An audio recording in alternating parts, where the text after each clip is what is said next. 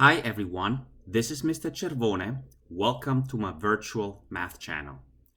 In today's Do Now, we want to compute the x and y values in the following table below, given the equation x minus 2y is equal to 8. So in order to do this, you can definitely use your TI-84 calculator, as you can see to the right here. But in order to do this, we want to input the equation here where it says y equals to.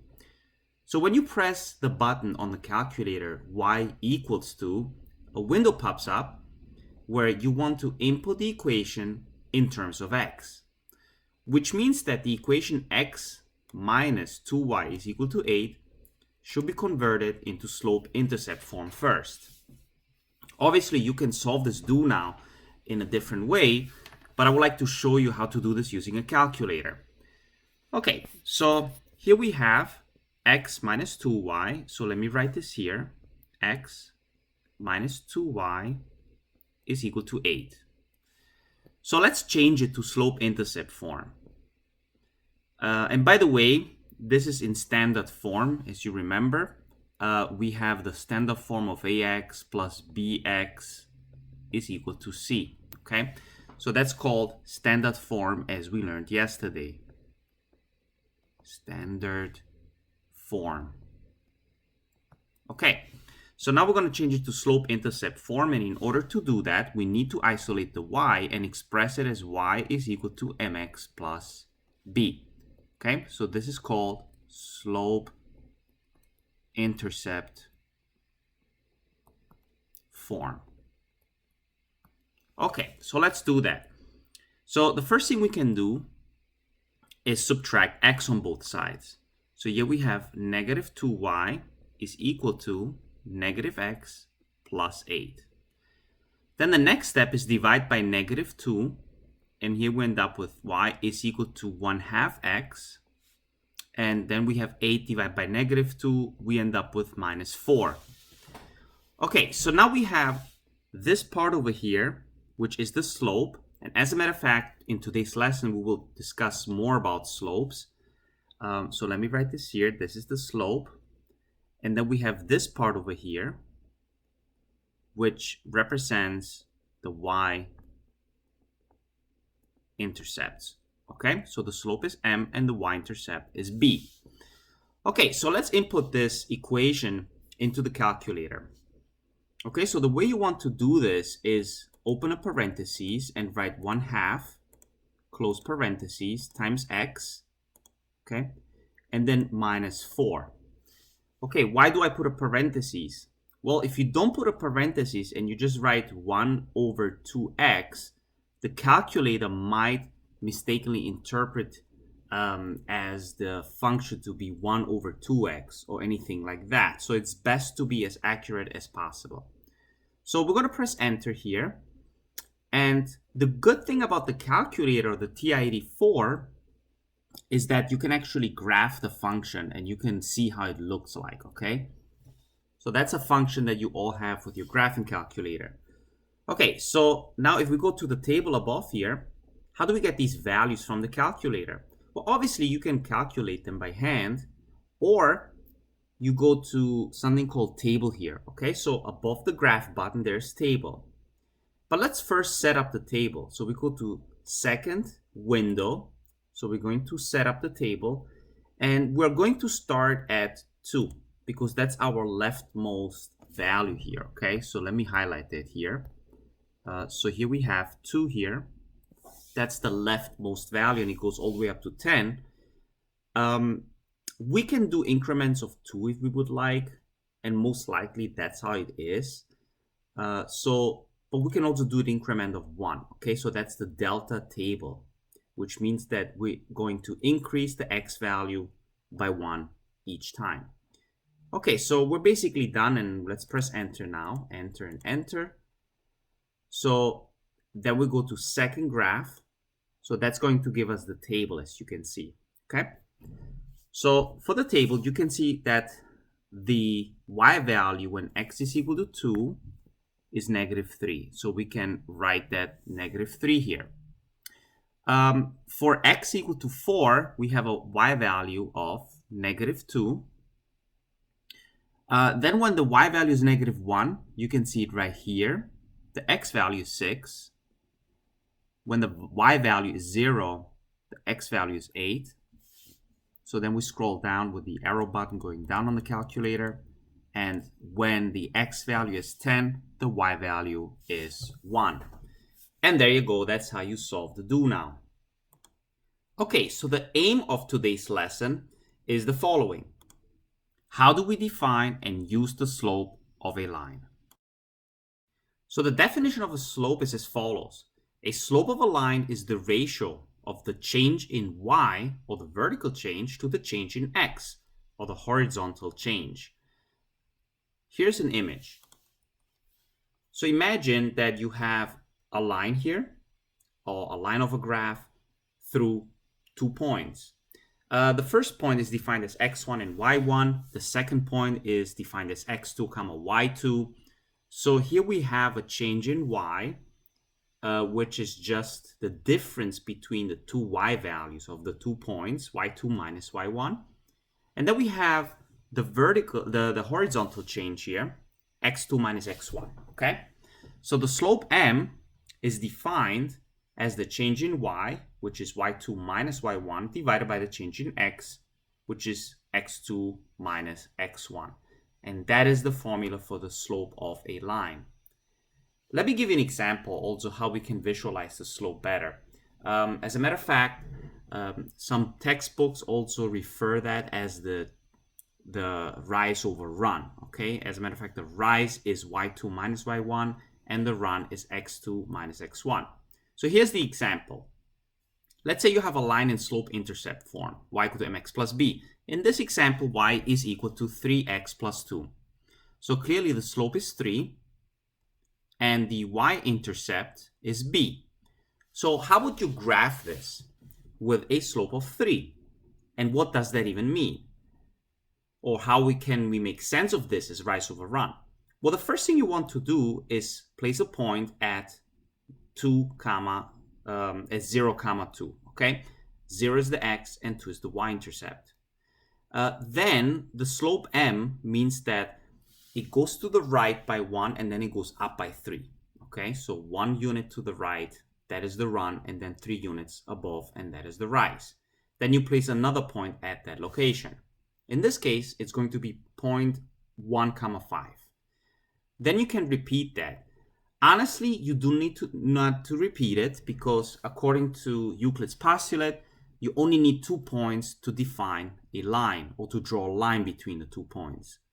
But let's say you continue this process, you go 1 unit to the right and 3 units above, then you can place another point here, and if you want, you can continue, but at this point you can already connect the 3 dots and make a representation of the graph of a line.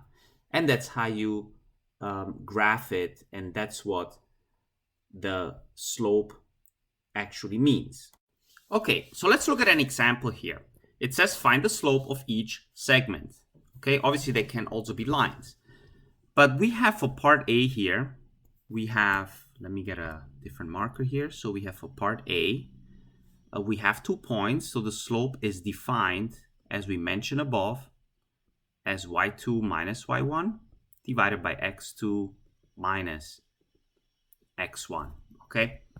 How about this? Let me actually place this over here so I have more space to work here. Okay, so that is the formula. So how do we find the slope? So here we have m is equal to, now the question is, does it matter which point is x1 and x2 and y1 and y2? The answer is it does not matter. For example, here you can define this to be x1 and this one to be y1. And if you want, you can define this point to be x2 comma y2. So all you need to do is just substitute into the equation. And so we have 4 minus -1 divided by, so x2 minus x1, there will be 5 minus 3, okay? So the slope would be equal to what here? So that will be 4, so the minus -1, that is equal to 5, and 5 minus 3 is 2. So So that is the answer for part A. The slope is just 5/2. Or you can just write equal to 2.5 as a decimal, okay? So then for part B, same thing. We can define x1 and y2 anything you want. For example, in this case, let's define that as x1 and y1, and this one as x2 comma y2. Okay, so again, m is equal to, so y2 is 2 minus, and y1 is 5. Okay, so then we have x2, which is 7, minus -2. Okay, so in this case, we have 2 minus 5 is -3, and then we have 7 minus -2, which is actually 9, okay? We can actually simplify that. Okay, so this becomes -1/3, and that is the slope of the second line, okay? So let's discuss into detail now what the slope, or how we can interpret the slope in terms of magnitude and in terms of sign, if it's negative or positive, okay? Okay, so this is something for you to think about now. Given y is equal to mx plus b, how exactly does m affect the slope of a line? That is, how does a line change if m is negative, positive, large, small, etc.? Sketch some drawings to describe your reasoning. So at this point, if you would like, you can pause the video and try to figure this out on your own. Okay, so to answer the question, let me give you an example from the website mathopengraph.com. If you click on slopes, you can actually see a window here with some animation. So here we have a line that connects points A, B. The slope is about 0.63, okay? But notice what happens here. If I make the slope, or if I change the line and make it a little bit more shallow, look what happens to the slope. It becomes closer and closer to 0. Okay, do you see that? So let me make the points a little bit further apart. And at some point, the slope is exactly 0. So now we can already see that when the line is horizontal, the slope is 0. Okay, so what happens if I change? Let me move point A a little bit further down so it's easier to see this. So as I make the line steeper, okay, like this, look what happens to the slope. It actually increases, okay? At some point, the slope is 1, okay? Maybe that's something for you to think about, like, okay, how many degrees is that? How many degrees does the line make with the x-axis here? I'm talking about the acute angle when the slope is exactly 1.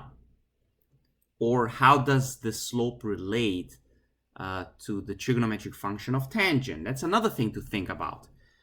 But anyways, you can increase the slope, okay? So it does increase as the line gets steeper.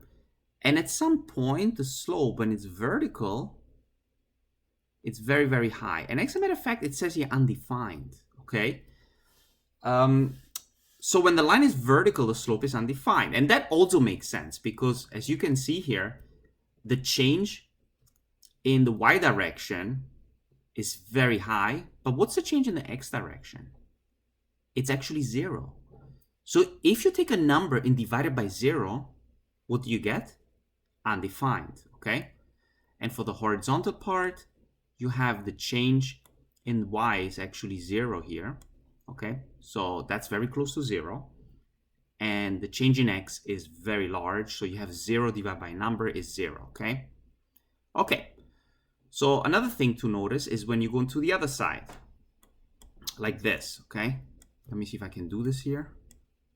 Okay, so yes. So what happens in this case, once I go beyond 0 and go below, okay, so now the line becomes, the slope of the line is negative, and the value increases again, okay, until it's undefined. So what we can say here is that the magnitude of the slope increases with steepness, no matter if the sign is positive or negative, okay? All right, so let's summarize this. Okay, so a line with positive slope goes upwards as it goes from left to right. So as you can see here from the first image, this here is a line with a positive slope. And then we have, and the line with negative slope goes downwards as it goes from left to right. And that's the line with the negative slope. Moreover here, the slope of a horizontal line is equal to 0. And the slope of a vertical line is undefined. Okay, so that's something we discussed before. And moreover, the greater the magnitude of the slope of the line, the more steep the line is. Okay, so you can see it here. Okay, slope 1/4, slope is 1, and slope is 4. So the magnitude of the slope increases, no matter if it's positive or negative. Often when we talk about points and graph of lines, we also refer to quadrants. Now, what are quadrants? As you can see here, quadrants are representations of areas of the x and y coordinate. For example, quadrant 1 is where the x and y axis both have positive numerical values here, okay? So this is where the x values and y value are both positive. In this case, 0.3, 5 is in quadrant 1. Quadrant 2 is when the x value is negative, but the y value is positive, okay? For example, -3, 5. That will be an example of a second quadrant. Then you have a point in the third quadrant when both of them are negative. For example, -3, -5. And then you have a quadrant 4 when the x value is positive, but the y value is negative. For example, 3, -5. Okay, so now that we have the concept of slopes now and the concept of quadrants, let's look at an example problem. Okay, so for problem 1, it says find and sketch an equation whose graph is the line passing through the points -1, 7 and -5, 3. Okay, that should be just line here. Okay, so how you should do this? So let's first focus on finding the equation of this line. Then we can sketch it later, okay? So here we have 2 points. So the first thing we can do here is figure out the slope. So m is equal to, so the change in y, that will be -3 minus negative, so it's actually -3 minus 7, okay? So then we have divided by -5 minus -1. Okay, so we have the change in y over the change in x. So that's going to give us -10 over, and then we have -5 plus 1.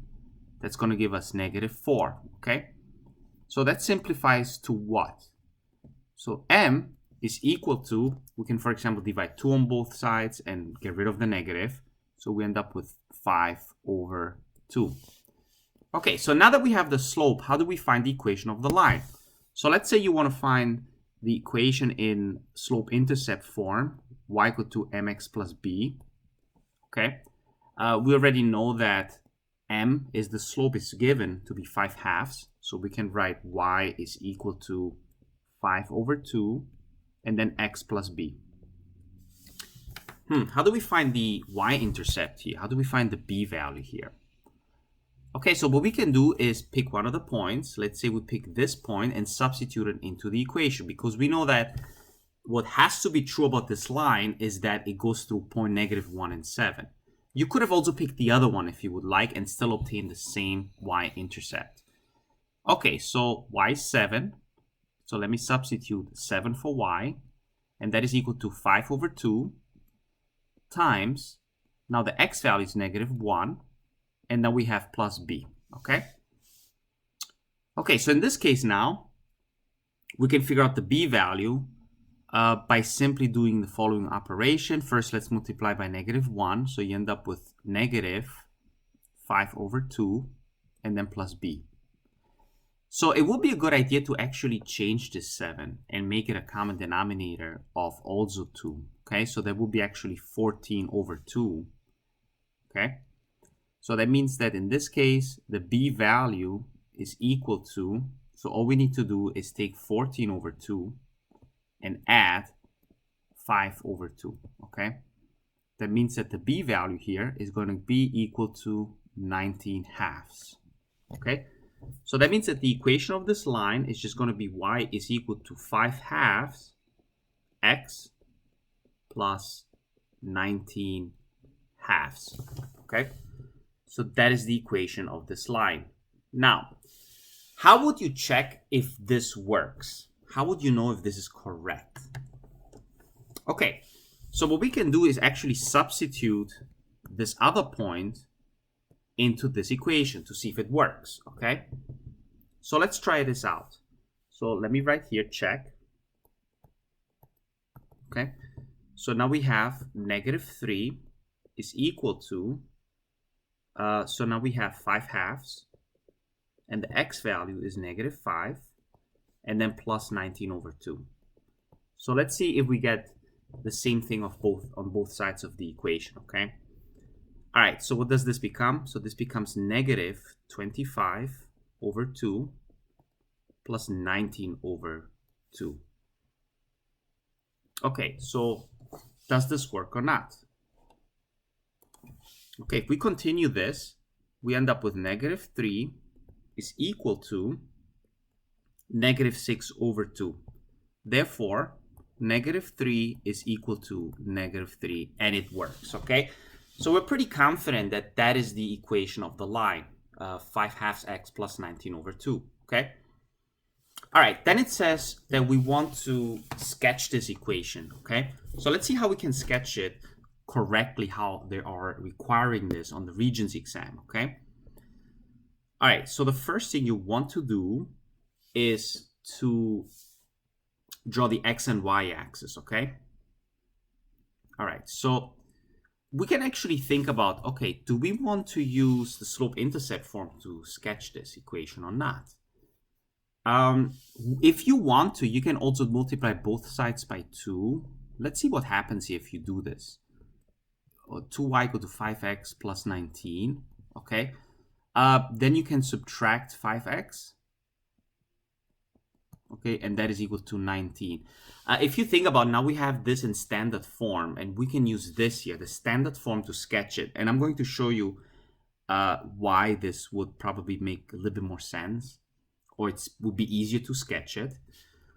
Okay, so let's first create the x and y axis. So you want to take a straight edge, right, or a ruler, and you want to draw the x and y axis here, x and y, okay. Okay, so let's draw it here somewhere. Preferably you want to use graph paper to do this, okay? Okay, the next thing that is very important is to label x and y, okay, like this. So you want to say, let me actually really quick move the x and y axis a little lower, so I have a little bit more space here. 1 second, let me do this here. There you go. Okay, so let me label this as y, and this is x. So that's also very important to do. Okay, so here we have it in standard form, and let's say you want to find the x-intercept, and we learned this yesterday, right? X-intercept. In order to do this, the y value is equal to 0, okay? So what happens when the y is 0? So then we have an x value equal to of -19/5, okay? So does that make sense? It actually does, right? Because here we have a y-intercept at 19/2, so it actually does make sense. Okay. Okay, so the next thing you want to do here is to establish the units on the x and y axis, okay? So here we have, you know, a graph paper, you know, preferably where you sketch. Okay, so here are the units on the x and y axis, okay? The next thing we want to do is actually to calculate the decimal value. Here we have x equal to -3.8. Okay, so we have a point here where x is -3.8. So we go 4 units or 3.8 units to the left. 1, 2, 3, 4. So I would say it's approximately here, okay? So that's where the first point is located. All right, so then we want to find the y-intercept. Okay, and again, the x value is equal to 0. We don't really need to calculate much here because we already know where the y-intercept is located from here. It's 19/2, okay? So that is 19 divided by 2, okay? So if you do the math, 19/2, you end up with 9.5, okay? So what you can do now is go up on the y-axis. So that's 2, 4, 6, 8, 9. And let me actually add another one here. 6, 7, 8, 9, and 10. Yeah. If I'm doing this correctly, 2, 4, 6, 8, and 10. Yeah, that should be somewhere around here. There you go. Okay, so these are the points. Preferably, you should label these points as well. So this is negative 3.8 comma 0. And that point is 0 comma 9.5, okay? All right, so once you're done, you want to connect the points and extend the line in both directions, okay? So let's do that. You want to take a straight edge or a ruler. Let me actually use different colors so you guys can see it better. Okay, 1 second. There you go. That is the line, okay? And then you want to put double arrows here on both sides. Okay, and then you want to label the line. Okay, so let's label it as 5 half x. Y is equal to 5 half x plus 19 over 2. And there you go, we're done. So that's how you sketch this.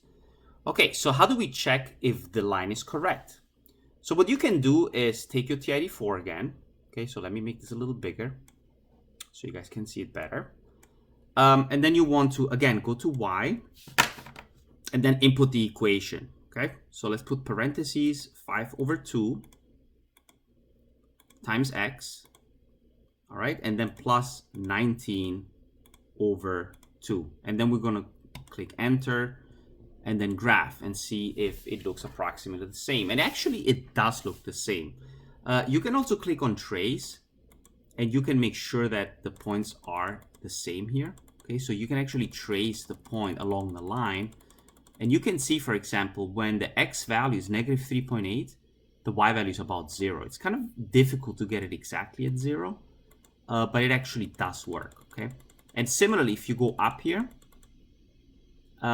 when the x value is 0, the y value is 9.5. So it actually does work.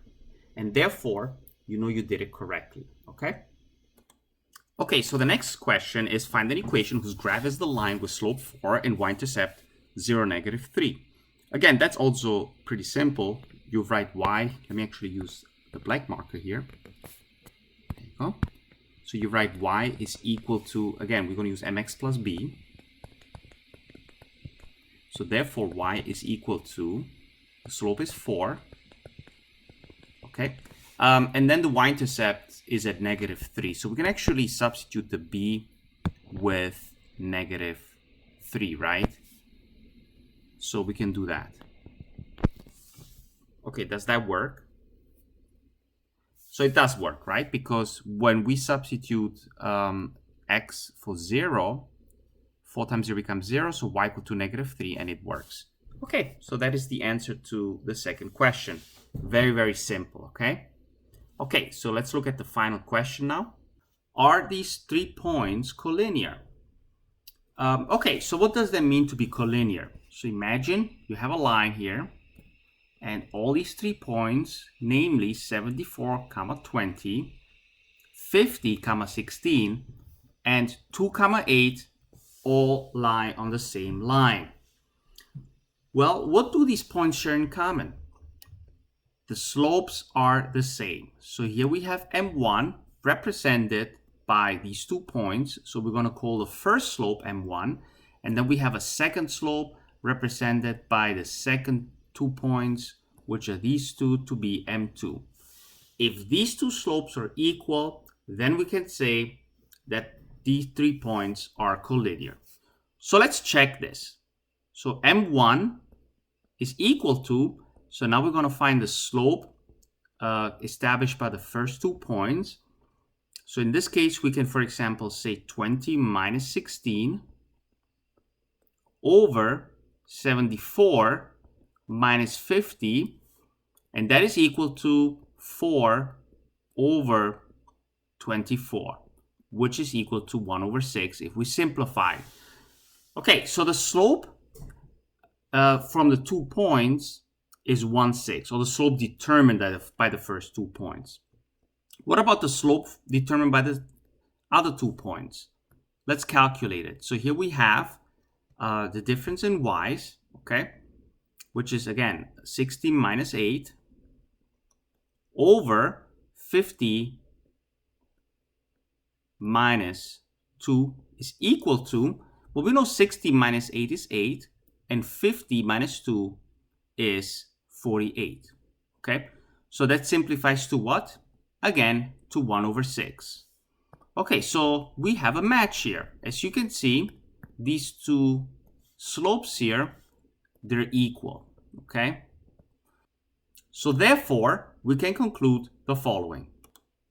Since the slope determined by 74, 20 and 50, 16 is equal to the slope determined by 50, 16 and 2, 8, the 3 points are collinear. So the answer is yes, all 3 points are collinear. Okay, so we're basically done for today's lesson. What I want you to do is please do the following exercises from the Orange book. Okay, so this is due on Tuesday. So please check Schoology and do them. Other than that, if you have any questions, please email me or post a comment on YouTube. But thank you so much for watching and have a great day.